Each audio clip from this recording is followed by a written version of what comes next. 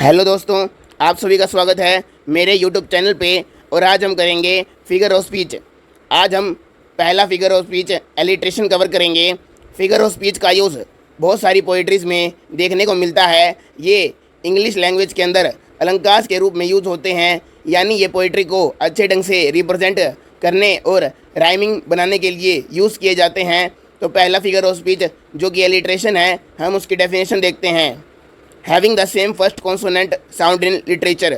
तो जब भी हमारे किसी पैराग्राफ के अंदर, किसी क्लास के अंदर, फ्रेज के अंदर या कोई भी लाइन सेंटेंस लिखा होता है, उसमें जब सेंटेंस के हर वर्ड के अंदर या ज़्यादातर वर्ड्स के अंदर कोई सेम फर्स्ट लेटर रिपीट होता है, यानी कोई सेम पहला जो अक्षर होता है हर वर्ड का वो रिपीट होता है, तो वहाँ पर एलिट्रेशन नाम का फिगर ऑफ स्पीच पाया जाता है। पहले हम एलिट्रेशन के बारे में कुछ बातें करते हैं और फिर हम एग्जाम्पल से समझेंगे कि एलिट्रेशन नाम के फिगर ऑफ स्पीच को कैसे कैसे यूज़ किया जाता है। एलिट्रेशन वर्ड दो वर्ड से मिलकर बना है। पहला वर्ड है एड, जिसका मतलब एडिशन है, और दूसरा वर्ड है लिथेरा। ये वर्ड लेटिन लैंग्वेज के अंदर से लिया गया है और इसका मतलब है लेटर। तो यहाँ पर कंप्लीट मीनिंग निकल के बनता है एडिशन लेटर, यानी एक तरह से आप रिपीट ऑफ लेटर्स कह सकते हैं। जब कोई सेम लेटर किसी सेंटेंस के अंदर, फ्रेज के अंदर, एक क्लास के अंदर, पैराग्राफ के अंदर, हर वर्ड्स के अंदर या ज़्यादातर वर्डों के अंदर रिपीट होता है, तो वहाँ पर एलिट्रेशन नाम का फिगर ऑफ स्पीच मिलता है। ये जो फिगर ऑफ स्पीच है वो साउंड के ऊपर बेस है, यानी अगर आपको कोई सेम साउंड भी बार बार किसी सेंटेंस के अंदर सुनने को मिल रही है जो कि कोई स्पेसिफिक लेटर रिपीट कर रहा है, तो वहाँ एलिट्रेशन देखने को मिलता है। एलिट्रेशन को आप ऐसे भी समझ सकते हैं कि ये वो सेंटेंस, फ्रेजेस, क्लासेस या पैराग्राफ्स हैं जो कि कंसिस्ट करते हैं, यानी अपने अंदर समाये हुए होते हैं repetition of same letter in the beginning of two or more letters, यानी सेम लेटर का रिपीट होना दो या दो से अधिक लेटर्स के अंदर जब भी हमें देखने को मिलता है, वहाँ पर एलिट्रेशन यानी अनुप्रास अलंकार मिलता है। तो एलिट्रेशन का यूज़ ब्रांड्स के नेम में किया जाता है, जैसे कि आप देख सकते हैं इस पिक्चर के अंदर कोका कोला के अंदर सी रिपीट किया गया है, तो यहाँ पर एलिट्रेशन है। और अमेरिकन एयरलाइंस जैसे ब्रांड है, वहाँ पर ए का रिपीटेशन मिलता है। और यहाँ पर आप देख सकते हैं कि कोका कोला, यहाँ पर जो सी की साउंड है वो दोनों में ही सेम है। यहाँ पर अमेरिकन एयरलाइंस में भी ए की साउंड रिपीट होती दिख रही है ए के रूप में, तो यहाँ पर भी एलिट्रेशन हमें देखने को मिल रहा है।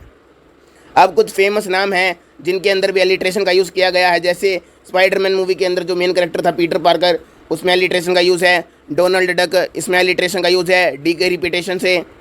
मिक्की माउस या मिनी माउस, यहाँ पे एम को रिपीट किया गया है इनके नामों के अंदर। तो ज़्यादातर जो हम मूवीज़ या कार्टून्स, एनीमे देखते हैं, उनके अंदर जो नामों का यूज़ किया जाता है वो भी एलिट्रेशन का यूज़ करके ही बनाए जाते हैं, ताकि वो नाम मेमोरेबल रहें, ताकि लोग उन नामों को आसानी से भूल ना पाए, जिससे उनके दिमाग में एक नामों की राइमिंग स्कीम बन जाए, ताकि वो नाम लंबे समय तक लोगों के दिमाग में रहे। यहाँ पे और भी नाम है, जैसे नोबिता नोबी, जैसे हमने डोरेमोन में देखा है, यहाँ पर भी रिपीटेशन का यूज़ होता है।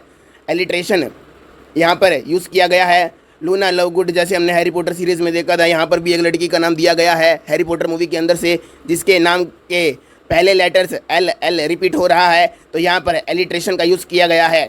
आप इसको रिपीटेशन नाम के फिगर ऑफ स्पीच से मिलाइएगा नहीं। रिपीटेशन जो फिगर ऑफ स्पीच है उसको हम आने वाली वीडियोस में कवर करेंगे, वहाँ पर आपको इन दोनों के बीच का डिफरेंस पता चल जाएगा। तो एलिट्रेशन और रिपीटेशन दोनों अलग अलग होते हैं। एलिट्रेशन के अंदर तो लेटर्स का रिपीट होना होता है, जबकि रिपीटेशन के अंदर वर्ड्स रिपीट हो जाते हैं।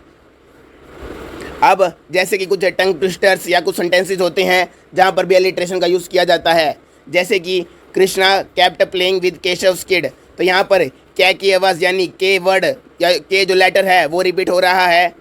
और जैसे sheep should sleep in a shed, यहाँ पर एस लेटर बार बार रिपीट हो रहा है। शी सा सी शेल्स एट सी शोर, तो यहाँ पर एस लेटर की रिपीटेशन आपको दिखाई दे रही है कि एक लड़की है, उसने देखा समुद्र के किनारे पर कुछ शी शेल्स को, जो सीपियाँ पड़ी होती हैं वो। अगर आप हिंदी में इन लाइंस का मतलब देखें तो आपको कोई अलंकार देखने को नहीं मिलेगा, क्योंकि ये इंग्लिश के अंदर टंग ट्विस्टर्स के रूप में यूज़ किए गए हैं, ना कि हिंदी में।